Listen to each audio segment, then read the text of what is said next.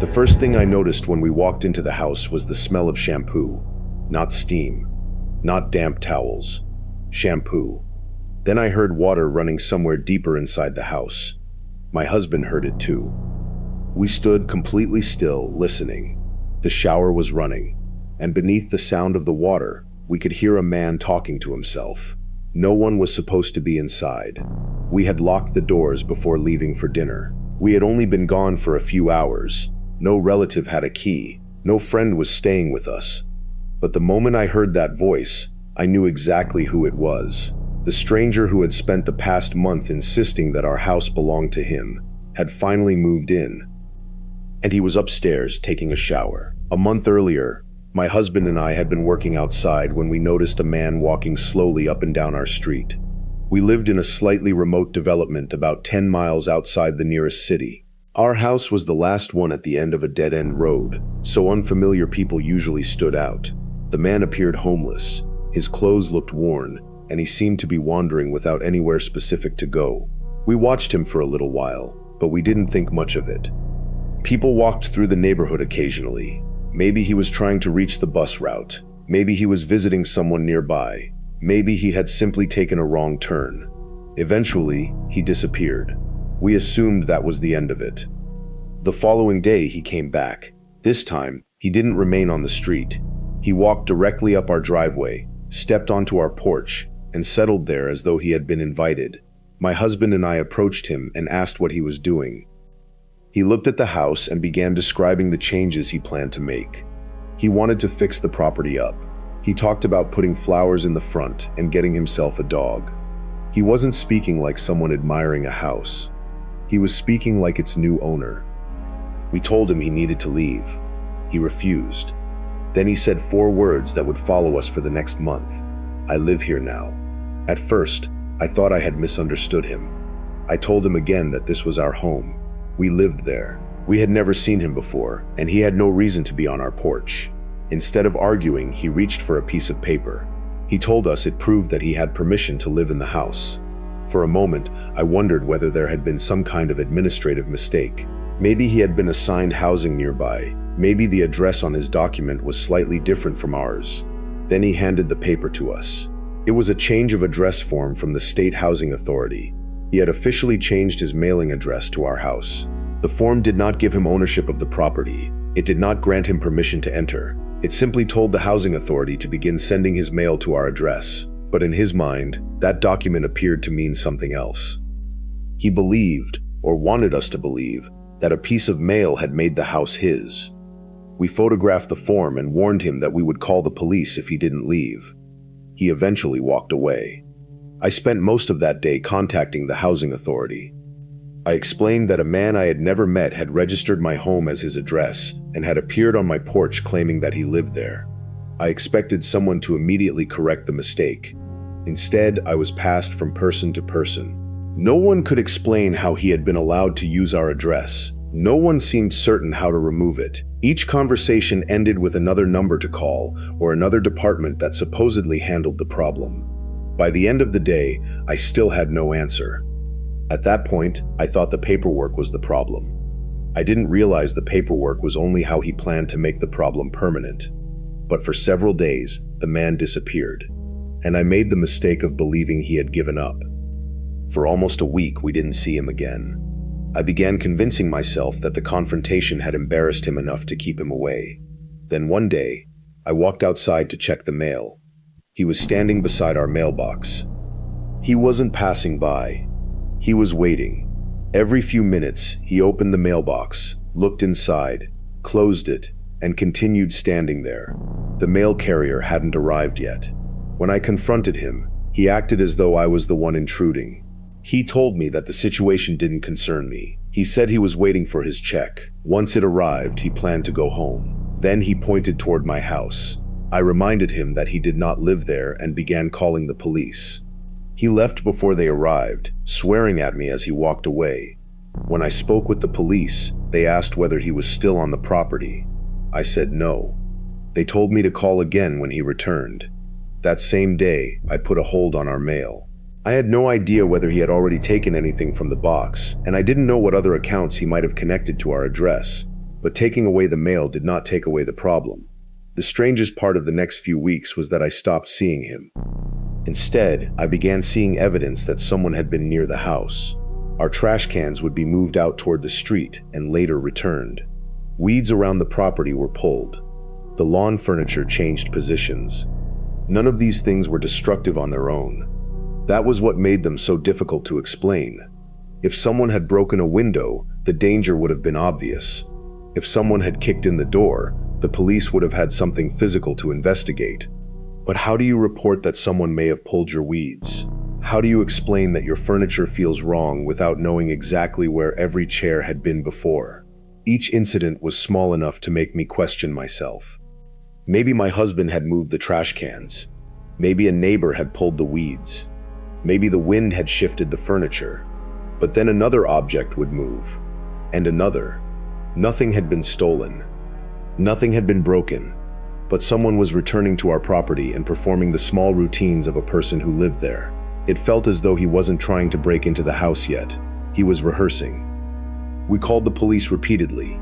They offered to increase patrols around the neighborhood, but they said they couldn't do much unless they caught him on the property. Our older neighbors began watching the house when we weren't home.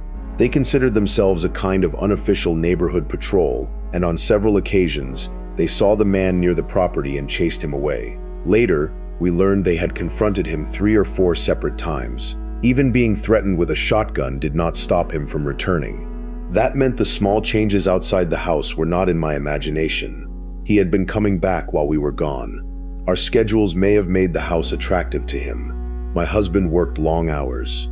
During the week, I sometimes stayed in a commuter apartment closer to my job in the next city. There were predictable periods when the house looked empty, and because it sat at the far end of a dead-end road, there was little passing traffic. I started wondering whether his first appearance on our street had really been random. Maybe he hadn't been wandering. Maybe he had been watching. For a while, he only left evidence that he had been there. Then he decided to leave something meant specifically for us. The first note was taped to the front door. Then more appeared. They were threatening enough that I called the police again and asked an officer to come to the house. By that point, I had the photograph of the housing form. I had records of my calls. I had mail arriving in his name. I had neighbors who had seen him around the property. I thought there was finally enough evidence for someone to understand what was happening. Instead, the officer asked whether I could prove that the man did not live with us. For a moment, I honestly didn't know how to answer. My husband and I were named on the legal paperwork for the property. We paid for the house. Our belongings filled every room. The stranger had never been invited inside. He had no key. He had no connection to us. But he had done one thing we hadn't anticipated. He had sent his mail there. And because letters carrying his name were now arriving at our address, his claim was being treated as though it might be legitimate. The officer suggested that the situation sounded like a domestic housing dispute. A dispute. As though the man and I had once lived together. As though we were arguing over who had the right to remain in a shared home. I tried explaining again that I did not know him. I had never lived with him. I had never given him permission to use the address. The first time we spoke to him was when we found him sitting on our porch, discussing the changes he intended to make to our house. But the questions kept returning to the mail. Could I prove he had never lived there? Could I prove he had no belongings inside?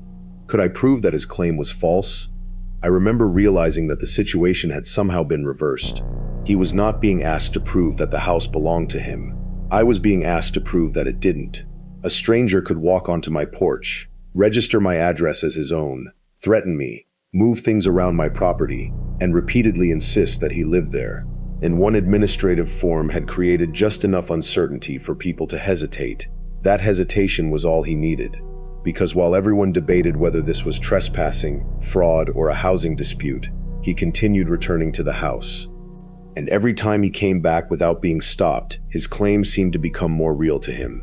I began calling agencies that had sent mail in his name, the housing authority, medical providers, insurance companies. Every call followed a similar pattern. I would explain that the man did not live at my address. Someone would ask how they could be certain of that. I wanted to scream. How could I prove that a person I had never met did not secretly live in my house? A mail fraud complaint was started. We documented every phone call and every appearance. We obtained a temporary protection order. Still, the man kept returning. The police knew about him. The district attorney's office apparently knew him as well.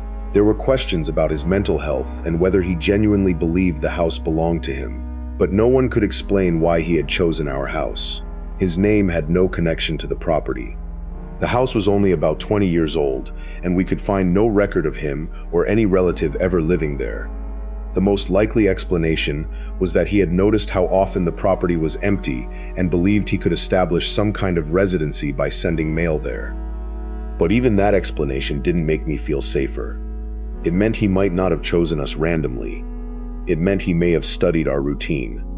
And it meant that every time we left the house, he might have been somewhere nearby, waiting.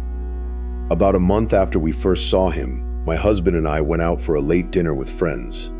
By then, we had been living with the situation long enough that fear had become part of our routine. Before leaving, we secured the house. When we returned, nothing outside immediately looked unusual. We unlocked the door and stepped in. That was when I smelled the shampoo. It was strong enough to notice almost immediately. For a second, neither of us said anything. Then we heard the water. The shower was running. Somewhere inside our locked house, a man began talking. We did not search the rooms. We did not call out to him. We turned around, walked straight back outside, and got into the car. Only after we had driven to the end of the street did we call the police. From there, we could watch the front of the house while keeping enough distance that he could not easily reach us. As we waited, all I could think about were our cats. Both of them were elderly. We had left them inside, and we had no idea what the man might do when he realized the police had arrived. Officers surrounded the house. Using a megaphone, they ordered him to come outside with his hands visible. Nothing happened. They repeated the command. Still nothing. The shower continued running. Eventually, the officers forced their way inside. From our position down the street, we couldn't see everything happening in the house, but we could hear the struggle. They found him in the shower. As they tried to remove him, he fought them. He shouted that they had no right to treat him that way inside his own home. Even then, even after breaking through our windows and entering our locked house, he continued insisting that the property belonged to him. The officers finally used a taser on him in our front hallway. Once he was restrained, they took a pair of my husband's shoes from near the door, told the man to put them on, and walked him outside to the police vehicle. Only after the reports were completed were we allowed to go back inside. The damage began before we even reached the bedroom. He had smashed out the windows. Broken glass covered parts of the house. Cold air entered through the openings, and we later had to cover them with blankets and trash bags until repairs could be made. In the kitchen, we discovered that he had eaten leftover chicken parmesan from the refrigerator. To anyone else, it probably looked like an ordinary container of old food. It wasn't. A few months earlier, we had lost our 15-year-old dog. Near the end of his life, he had stopped eating. On his final night, the only food he showed interest in was that chicken parmesan. My husband and I had sat on the floor beside him, pretending the cheap meal was something special, because we were so relieved to see him eat again. After he died, we couldn't bring ourselves to throw the remaining food away. We knew it was irrational to keep it. But grief doesn't always behave rationally. We needed to remove it when we were ready. The stranger made that decision for us. Then, we entered the bedroom. The bed had been disturbed. He had slept in it. My clothing was scattered across the floor because he had emptied the dresser and begun placing his own belongings inside. It was not the behavior of someone who had entered briefly to steal whatever he could carry. He had unpacked. He had begun rearranging our home to make room for himself. Then I noticed the powder covering parts of the bedroom and bathroom. At first, I couldn't understand what it was. Dust from the vacuum? Dirt? Ash from something he had burned? Then I saw the torn photograph. It was a picture of my husband, our dog, and me. The photograph had been attached to the urn containing our dog's ashes. The urn was broken. The man had opened it and spread the ashes through the bedroom and bathroom. That may have been why he was taking the shower when we returned. He had also emptied nearly an entire bottle of shampoo and used a $90 bottle of skin serum. But before leaving the bathroom, He had carefully folded the towels and hung them neatly on the rack. That detail disturbed me almost as much as the destruction. He could smash every window. He could scatter our dog's remains. He could sleep in our bed and empty our dresser. Then he could calmly fold the towels as though he were completing an ordinary evening routine in his own home. Thankfully, our cats were unharmed. The man was taken to jail for breaking and entering, damaging the property and fighting the officers. But being arrested did not change his story. He told officials that he was angry because no one was watching his house while he was locked up. Our house. He was worried that someone might break into it. Mail continued arriving in his name. Letters came from the housing authority, medical providers, insurance companies, and other organizations. Then one final envelope arrived. It had been sent by the courthouse. It was a reminder for the man's court hearing. The hearing was for breaking into our house, and the courthouse sent the notice to our house because that was the address he had given officers when he was arrested. Even after they dragged him from the shower, even after they saw the broken windows, even after they found his belongings inside our dresser, official mail still arrived as though he lived there. I still don't know why he chose our house. Maybe it was simply because we lived at the end of a quiet road. Maybe he noticed that we were frequently away. Maybe he believed that receiving enough mail would eventually make his claim real. But sometimes I think back to those first few weeks, the trash cans moving, the weeds being pulled, the furniture changing positions, and I wonder how many times he stood outside our house while we were gone, not looking at it as a place he wanted to enter, but looking at it as a home he had already decided was his.